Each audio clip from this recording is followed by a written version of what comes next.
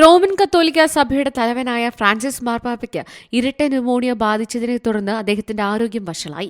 എന്താണ് ഈ ഇരട്ട ന്യൂമോണിയ? ലോകാരോഗ്യ സംഘടനയുടെ അഭിപ്രായത്തിൽ വൈറസുകളോ ബാക്ടീരിയകളോ മൂലമുണ്ടാകുന്ന ഒരുതരം അക്യൂട്ട് റെസ്പിറേറ്ററി അണുബാധയാണ് ന്യൂമോണിയ.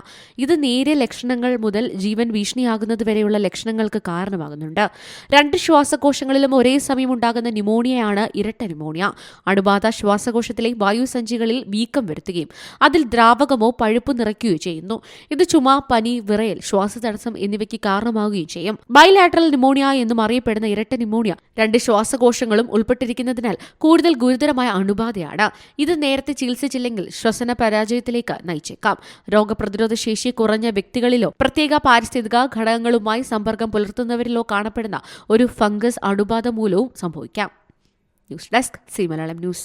ഏറ്റവും പുതിയ വാർത്തകളും വിശേഷങ്ങളും വിരൽ തുമ്പിലറിയാൻ സി മലയാളം ന്യൂസ് എല്ലാ ഡിജിറ്റൽ പ്ലാറ്റ്ഫോമുകളിലും ലഭ്യം.